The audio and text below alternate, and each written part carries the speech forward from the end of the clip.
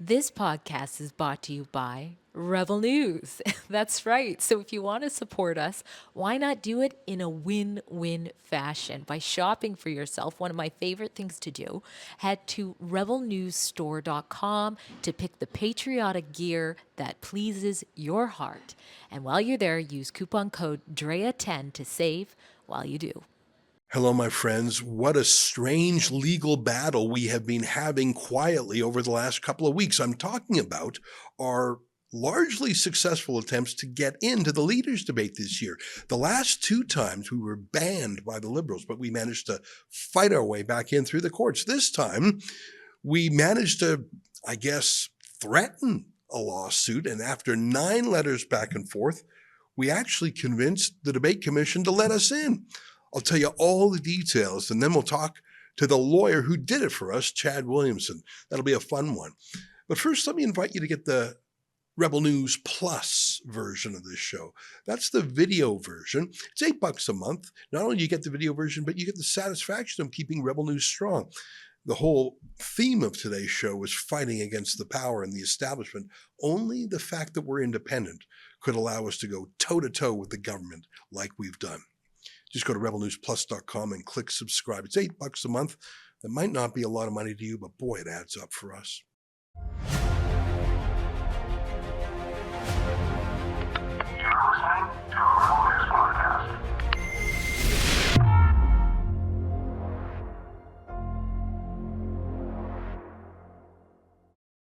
Tonight, we snatch victory from the jaws of defeat. I'll tell you the exciting story of how we got accredited to this year's election debates. It's April 15th, and this is the Ezra Levant Show. Shame on you, you censorious thug.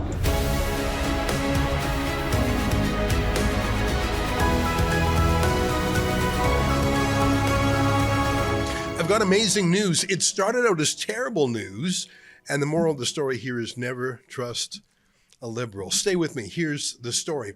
Remember back in 2019, Trudeau's hand-picked debates commission banned Rebel News and True North from sending reporters to the election debates?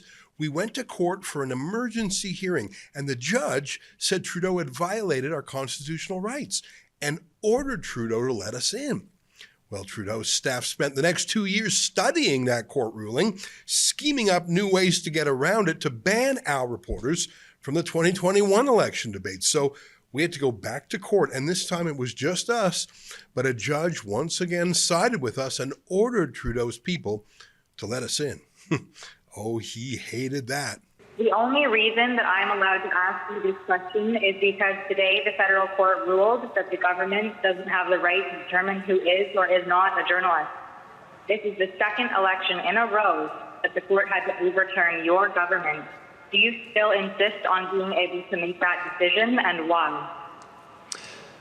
First of all, questions around accreditation were handled by the press gallery and the consortium of networks who have strong perspectives on quality journalism and the important information that is shared with Canadians. The reality is organizations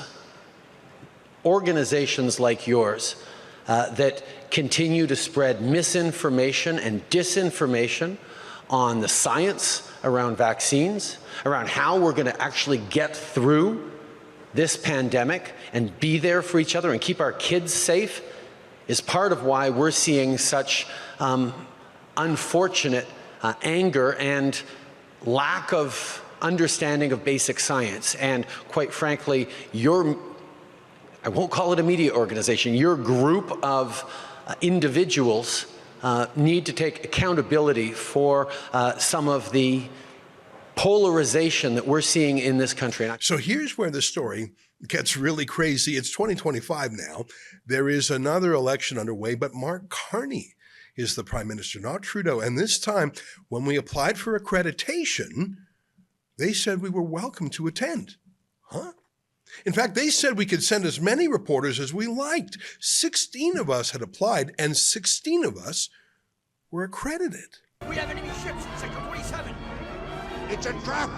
Well, I knew it was a trick. I knew they must be hiding something. I mean, they're Liberals. And it proves my point about Mark Carney. He's Trudeau 2.0. just as evil, but smarter and harder working. I knew there was something going on that they were hiding from us, so we had our lawyer, Chad Williamson, press them on it. Chad is the same lawyer who beat the Debates Commission in court in 2021, so Chad started interrogating them in a series of letters, and slowly but surely, he discovered their plan to block us. Carney's debate commission said all 16 of us could attend, but they finally confessed their trick to Chad. Only one of us would be allowed to ask questions. The other 15 would have to sit in silence.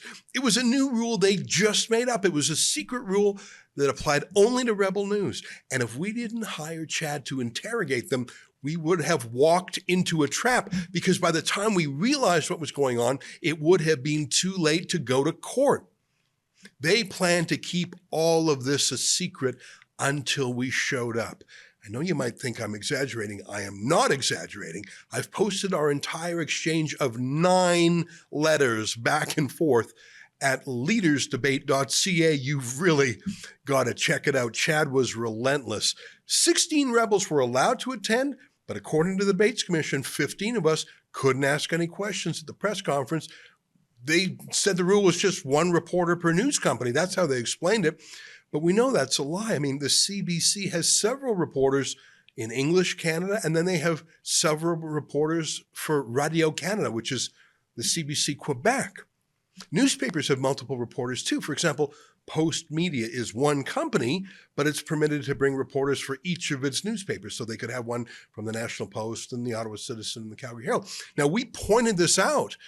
And so the Debates Commission changed the rules again. They said that for the CBC, they were allowed multiple questions because they had different reporters in French and in English. Well, bienvenue, so do we, including our star Quebec reporter, Alexa Lavoie.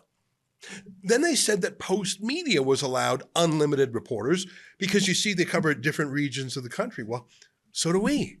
Drea Humphrey is in British Columbia. Sheila Gunn-Reid is in Alberta. David Menzies is in Ontario. Alexa's in Quebec. And I'm always running around somewhere. You see what I mean? They were making it up on the go. Special secret rules just for Rebel News. They tried to trick us into not suing them. So by the time we discovered all this, there would be nothing we could do about it. But we found them out. And just a few days ago, we told them we were done negotiating, and they should get their lawyers ready because we were going back to court for a 3rd time to get a 3rd emergency injunction. And that's when Carney's staff blinked. They let us in. They knew that if we took them to court for a 3rd time, and if their tricky rules were shown to the federal court, they would lose for a 3rd time. And I don't know about you, but I'm just going to guess that if the federal court saw how Carney's staff were defying not 1, but 2 previous court rulings, well, who knows what the judges would have done to them. So Carney's people blinked. They wrote back to us at the last minute, calling off our lawsuit by agreeing to allow not 1, not 2, not 3, not 4, but 5 rebels to ask questions, and for each of us to have cameramen too. Granted, it's not the full 16 we asked for, but it still makes us the largest group of question askers at the debates, and they only wanted us to have 1 question. Like I say, amazing news. But it started off as terrible news. Now, there's a moral to the story here. Number 1, never trust a liberal, especially Mark Carney.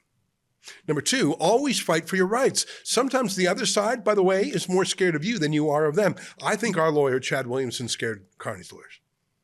Number 3, be sure to tune into the leaders' debates, both the French debate tomorrow night and the English one on Thursday night, because we will be at both, because it's the question and answer scrum at the end that we're interested in. Number 4 is where you come in. We told our lawyer, Chad, to start preparing the lawsuit last week, and he put his full team on it. We truly thought we had to go to court. Only when we had the written letter of surrender from Carney's people did we stop the lawsuit. But between the lawsuit preparations and the 9 letters back and forth, we racked up about $9,000 in legal bills.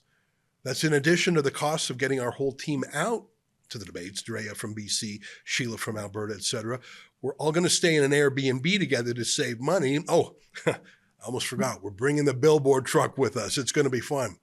It's going to be huge. We really are going to make it our debate. And that's only possible because of my last point, you.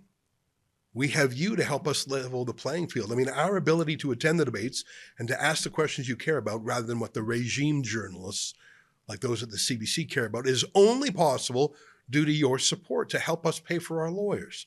Not just this time, but the huge court victories in 2019 and 2021 that put us in a strong position this year. It's insane that that work has fallen to us. And the mainstream media hasn't even mentioned these outrageous attempts at censorship. But then again, they don't really want Rebel News to attend either, do they?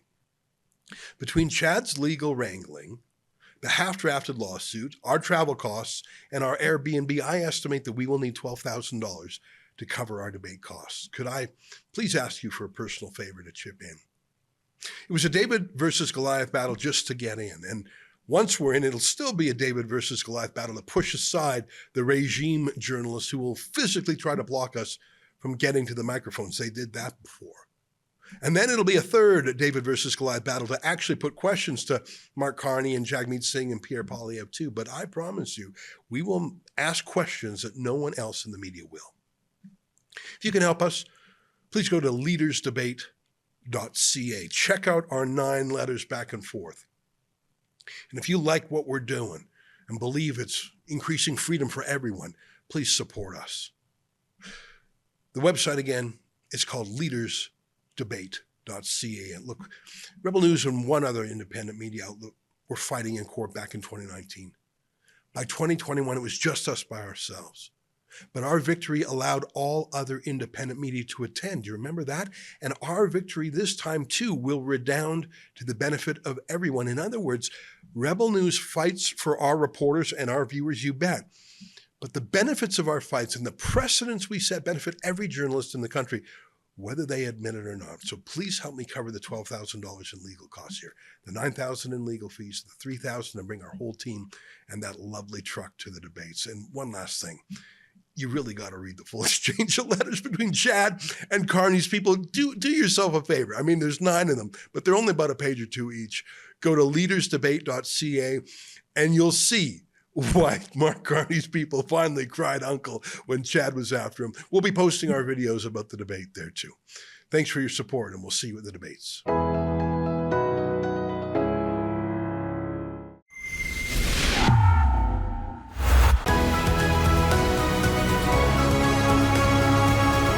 And joining us now to talk about it is our friend Chad Williamson, the lawyer who got Mark Carney's debate commission to finally blink. Hey, Chad, thanks for joining us via Skype. I just took everybody through the back and forth. It was like a ping pong match, 9 letters going back and forth. And at the same time, we were preparing to go to court because, you know, who knows if they were negotiating in good faith or bad faith. But in the end, they did blink. I mean, unless there's another trick awaiting us, we will have 5 question askers in there, which is probably more than any other media company. Yeah, I mean, I when the 2021 debates, Ezra, were just one of the craziest things that I heard. I mean, you know, after we got the injunction, I mean, I never thought that we were actually going to win that one. Once we got the injunction, I thought, well, you know, they're going to show up and there might be a couple questions here or there, but Rebels were relentless. And what my biggest takeaway from it was just how angry Justin Trudeau seemed that there was someone there that was actually putting tough questions to him. So this year we were prepared again. And I've been calling all my buddies and letting them know that this is Rebels hat trick, right? I mean, we schooled them in 2019. We schooled them in 2021. And when you told us to send them a letter, you know, way back in March saying, hey, don't mess with Rebels journalists for the upcoming debates.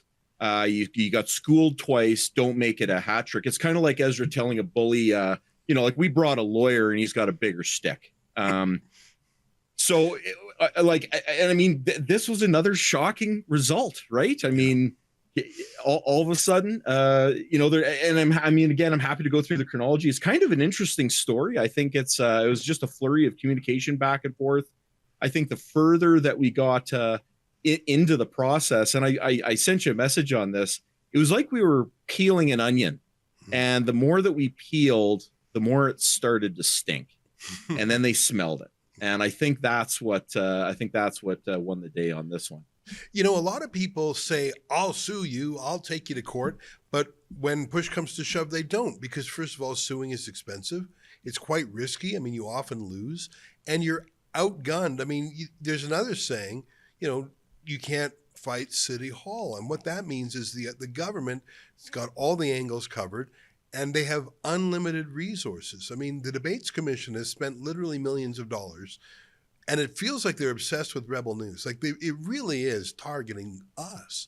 And I think the fact that we beat them in 2019, that we beat them in 2021, they know that we're not faking it when we say we'll see you in court. And they know at least twice now, judges have agreed with us. And I think you go back to that. If they had decided to fight us and gone back to the federal court again, I think there's a real chance that the judges would have been furious with them. Yeah, and I think that's why I mean we had expected this, and you know, obviously we've been doing work with Rebel News for a very long time now, and we expected this to happen. We thought, well, you know, they couldn't get us in 2019, they couldn't keep us out in 2021. We really thought that they might have been able to keep us out in 2021, but they've, you know, I mean, since they've had years to prep a brand new criteria by which they could try to exclude Rebel from the debate. So when we sent that letter, Ezra, I remember having a chat with you. And again, I hope I'm not getting into solicitor-client stuff, but you said, hey, we got to be ready for this. Yeah. And further to your point that, you know, Rebel really does walk the talk. You know, we had started preparing submissions and started, I mean, because when they boxed us out in 2021, we literally had 5 days to get into court and get a federal court injunction. So we just didn't want to be put under such tremendous pressure. It costs more money when you're under the gun. Yeah. So when you said, hey, well, let's send them a letter early, give them an opportunity to either accredit us and let us in, or at least give us the heads up that we're going to get boxed out. And we got a reply from them on April 4th. And this is kind of like, I call it kind of like their week flex, right? Yeah. So the commissioner, who's a guy by the name of Mr. Cormier, he basically says, hey, well, you know what, we'd love to accredit Rebel, which was a shock to me. And I think I was startled. That I thought, you know what? It's like that scene in any movie. It's quiet, too quiet. Like you know it's a trap. You know that they're a battle-hardened political bully force. They're a war room with one purpose: stop Rebel News. You know that when they say, sure, yeah, we've had a change of heart, complete change of heart, complete 180 degrees. We see the error of our ways. Come on in, all of you. Like, you've got to be pretty, you got to be pretty gullible to think, oh, that was an easy battle. No, it was a trap. Well, it was so funny because when I got it, it was late at night. I was out for dinner, and I got the reply, and of course I sent it to you without even reading it. And I just kind of skimmed it and I said, oh, I mean, they're going to accredit Rebel. This is something, it's like you said, it's this is a trap. It totally was a trap. And buried in that letter was just a little nugget where essentially he said, we're going to let you in, but capacity's tight, so don't get comfy. Yeah. And then he mentions this mysterious policy that they're relying on. And it sounds like a secret handshake that Rebel didn't quite get. That's exactly. And then you and I both, we had a chat over the phone and we thought, wait a second, capacity limits. Well, it sounds like the Leadership Debates Commission is trying to gatekeep the cool kids table. Yeah. And so we had to think about it, and we fired back another message and we said, hey, well, wait a second here. You're saying that, there's all these different media organizations that are getting in. And one of the points that we thought is, well, they've said that a media organization is someone who engages in journalism or somebody who comments on social, political, or cultural policy. We obviously meet that definition. But really, is a media organization just one division or one office or one newspaper? What if they're owned by a large company like Post Media?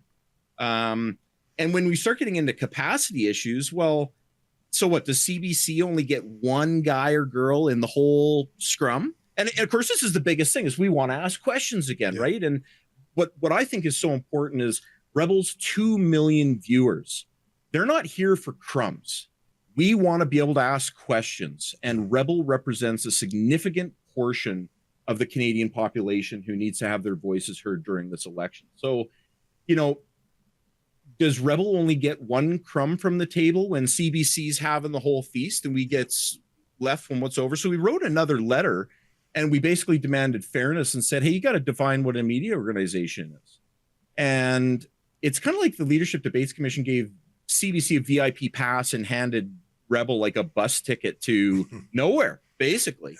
You know, and here's the thing, and I've been fighting for accreditation for really 10 years or almost 10 years now. And it always comes down to the same thing. Can our haters, especially in government, can they craft a policy that targets Rebel News but doesn't also screen out their own team? And 10 years I've been in this business, and I have yet to see a policy that can push us out but keep them in. Are we Canadian owned? Of course we are. I own Rebel News. Do we do independent journalism? Of course we do. I'd say we're the most independent because we actually don't take any money from the government. Not that any's offered. Do we, criticize every party? Yes, we do.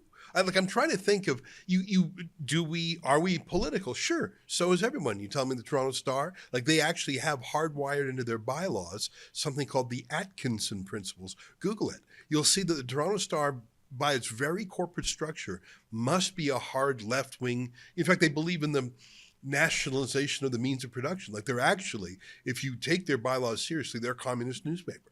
I don't know if I would go that far, but I would say they're certainly socialist. My point is, anything you try to use to keep Rebel News out, you're going to get some of their friends. I remember in the case you represented us in 2021, when the government said the CBC is not political. I think the judge, if I remember, Judge Heenahan, I think she actually made a public comment scoffing at that.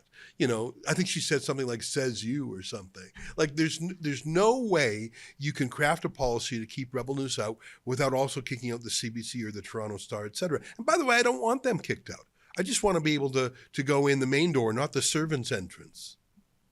Well, what's so funny is that they have enlisted one of the largest law firms in the country, and I would guess maybe hundreds of thousands of dollars. I don't know if you remember in 2021, I think there was 9 lawyers on the other side involved in that case. And on my side, it was just myself and one of my associates. So, it was really, really unfair. They had 2 years to prepare. Yeah. They dumped the rejection on us on the Thursday, I think right before, and I think wasn't the debate on Tuesday or Wednesday or something? We had 5 days. They had 2 years. And it's kind of like, trying to get the circle through the square, right? It's so tough. I think during the 2021, Rebels engaged in editorialism. Okay, well, what paper doesn't have an editorial section, right? So when we went back and forth with this Cormier fellow, he said, well, we're going to let you in, but there's capacity issues, right? And we're going, well, what's the capacity? And who are you going to let in? On what basis? How do you define media organization? Then they keep talking about a media room and a press room, and they haven't defined any of that. So we're kind of saying, well, what is the press room? And it's about time you just started giving us numbers. How many people can fit into this room? Yeah. How many are you going to let in? It was so clear that he had this, that he just had this plan to let us in and then just to shenanigans us. And I'm so glad we caught it. By the way, there's still a chance there will be shenanigans tomorrow. These folks, their whole purpose is to keep us. So let me say something you mentioned earlier. We surprised them by winning in court in 2019. And then it happened again in 2021. So what did they do in those 2 years? They read extremely carefully that first court ruling. And they said, well, what did the judge object to? The judge objected to the fact that this Debates Commission didn't have clear public rules, that we were rejected in a one-line rejection, and that the person who rejected us was not even working for the government. It was just some guy. So Okay, they spent 2 years fixing those things. So instead of having no rules, they had a huge amount of rules. Instead of giving us a one-line rejection letter, I think it was 11 pages long that they had written long in advance.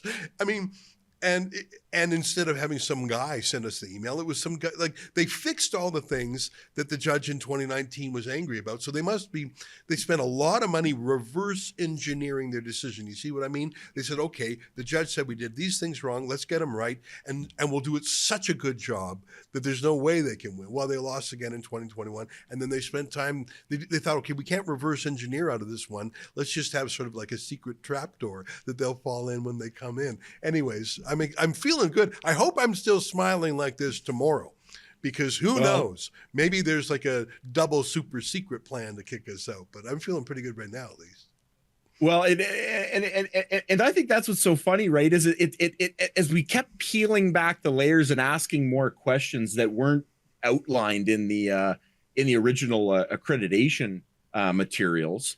They started kind of saying, well, we've decided that CBC and Radio Canada, as well as Post Media and all their newspapers, they're all independent news organizations. But Rebel is just one news organization, despite the fact that we've got an Ontario division, we've got Rebel Canada, Rebel Australia, we've got the Prairies, Sheila's helping out there, and then we've got Drea out rocking the West Coast division. Rebel's really got a whole schwack of divisions too. So if you're going to apply this, this kind of bizarre distinction between Post Media and all their papers, and then say, well, Rebel's just one organization, I kind of thought, 5 divisions and one voice, like the Leadership Debates Commission's math is almost as bad as a Trudeau budget, right? So we go back at them and we say, okay, look, we've got, we're not, if we're one outfit and all these other guys get multiple other ones because reasons, but you've claimed that there's, in an earlier letter, you said there's no cap to the amount of people that can go on the scrum. But then later he says, well, the room's only got 135 people and 60 plus are in. I'm kind of thinking, oh my God, like the math is still drunk on this. Yeah. So on April 10th, we send one final demand letter, Ezra, and we basically say 5 divisions. We want all of them in. We want one reporter and one journalist for each of the 5 divisions. The same as you're giving to everybody else by admission. We want that by basically 2:00 on the 11th, or we're going to go ahead with the injunction. And that was on the Friday. So we called out their sham rules, the trapdoor, the secret criteria. And the biggest thing was this capacity circus where the numbers didn't add up. And now we're seeing all this capriciousness and arbitrariness. This affects the charter rights of 2 million people right before an election. And we sent a letter so spicy, Ezra, and I'm sure people can see this online. I think it's a masterpiece. It could make you did Trudeau a great job. Cry. I think you exhausted them, frankly. I think by the time, it went back and forth 9 times. I counted. And we put all 9 letters at leadersdebate.ca. I think that they thought they could hornswoggle you. I think they knew they couldn't hornswoggle the courts. I feel pretty good about it. This is what I said in my monologue earlier. We had one other journalistic organization with us in 2019, that was True North. By 2021, we were by ourselves, and we're by ourselves again today. And we've incurred all these costs and this burden, and it's benefited us, absolutely. But it's also benefited everyone else, because our trailblazing for freedom is the reason why Western Standard and Juno and Countersignal and Epoch Times and all the other independent media, which I love, by the way. I support and subscribe to all of those that I've just listed. I'm not jealous, even though we're friendly competitors. I think Canada is so much better with this many citizen journalists. But Rebel News is always there in court with the fight. And maybe it's because I'm a former lawyer. It's maybe because I have less of an aversion to conflict. I think it's mainly because of our supporters. They support this kind of thing. It is not cheap to litigate. Between 2019, 2021, and this year, the amount we spent in litigation is, I'd have to check those past years, but it's probably not unadjacent to $100,000. The other guys didn't, and that's okay. They're smaller shops. But when we go in to fight, We're fighting for everyone, and not just my friends. We're fighting for left-wing media's freedom of speech too. I don't believe in freedom of speech only for right-wingers. So I don't know, I feel pretty good about this. I hope I'm not eating my words tomorrow when we get there. I hope there's not some, last minute test or something. But Chad, I appreciate your help. And once again, I want people to go to read the exchange. Chad's letters are very excellent. They're very easy to understand, like they're in plain English. And they're fun to see, and you can see his personality in them. And that's all at leadersdebate.ca. So have a good read. And next time I talk to you, I'll be in Montreal. Last word to you, Chad. Now, if people don't have the time to read them all, I just want to summarize. We basically said, hey, look, if you mess with Rebel, you mess with Canada's voice, and we don't play nice when we come at you. And the long and the short of those letters is if you mess with Rebel News and if you mess with Williamson Law, you're going to get a legal wedgie. And it's going to be very, very public. And there's nothing better than seeing a bully get a wedgie. I think, excuse the, the metaphor, but I really think that's what happened. And I would like to button that at the very end of our last letter, we warned them. We're watching them. Right. Mm-hmm. So we'll continue to monitor with you, Ezra. We always anticipate some shenanigans and some trickery. But this year, I really don't think that they wanted to go before the court and get a hat trick. That would have been great for us, but it would have been expensive. And I just hope that you guys have some great questions prepared and that you push your way to the front of that scrum and put questions to these politicians that they deserve. You guys are some of the only folks, other than some of the other independent media, that actually put real questions that are important to Canadians to these people that are going to be running the country. And it would be a shame if that wasn't able to happen. So thanks for the opportunity to, again, help you guys get a great victory. A lot of these things go kind of unseen, and the hard work and the letters. I hope people get a chuckle out of that. I'm a sort of a sarcastic guy, and I like to practice with a little bit of humor. Hope that comes through in the letters, and I hope people get a charge out of that. And give my best to the entire team tomorrow, and tell them to stay vigilant and rock and roll. It'll be an interesting couple of days. Right on. There you have it. Thanks, Chad, for your work, folks. I really recommend to read the letters. It's an entertaining, but also an encouraging and a substantive back and forth. That's at leadersdebate.ca. Stay with us. Your letters to me next.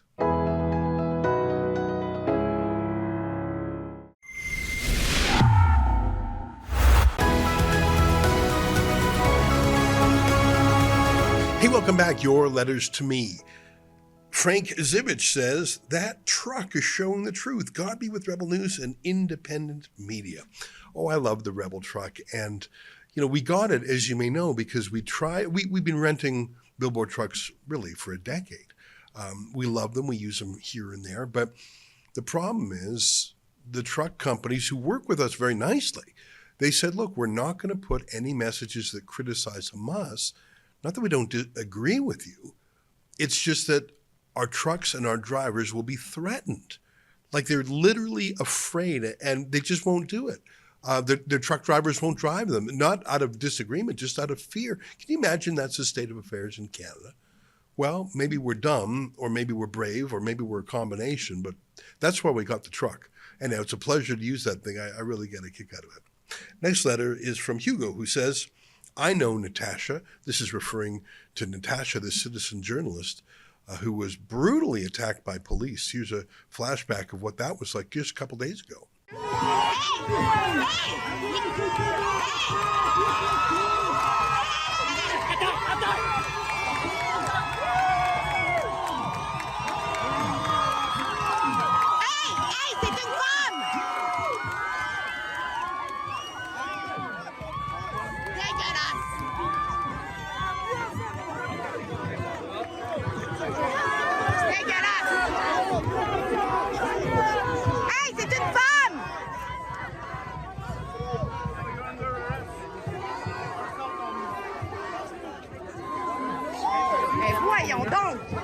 Mais voyons, vous êtes malade!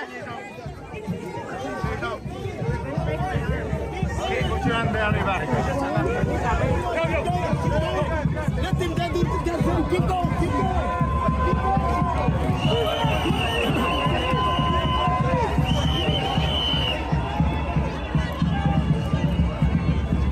Ça répond de faire ça. Hey, c'est une femme, là. C'est une journaliste indépendante. Qu'est-ce que vous faites là? Faites des voies de fait sur un policier. À quoi faites de voie de fait? On va le voir sa caméra de bord, monsieur.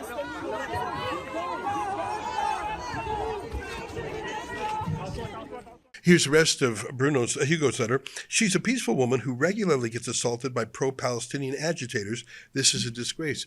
You're exactly right. And by the way, I saw the Journal de Montréal, which is supposedly a conservative-leaning newspaper, condemn Natasha and quote, the worst part of the article was they quoted the Montreal police who said that Natasha, this citizen journalist who was beat up by police, just, brutal beating. They said that her sins were she insulted the Hamas protesters and she got close to them. Neither of those things are crimes. Neither of those things justify being beat up. And if those were the rules, then surely the Hamas protesters break them too. They insult us all the time. Last letter for today. Diesel 13 says, how many policemen does it require to arrest a woman who was not resisting arrest? Absolutely unnecessary use of force. That was disgraceful.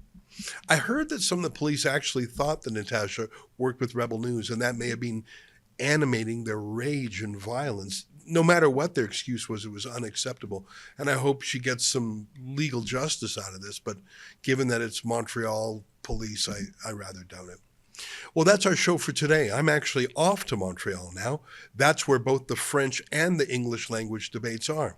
Be sure to tune into both debates because although the French debate is in French, it'll be translated into English, and we will ask our questions afterwards en anglais, in English. Until next time, in fact, we'll be reporting from Montreal tomorrow. From all of us here at Rebel World Headquarters, to you at home, good night, and keep fighting for freedom.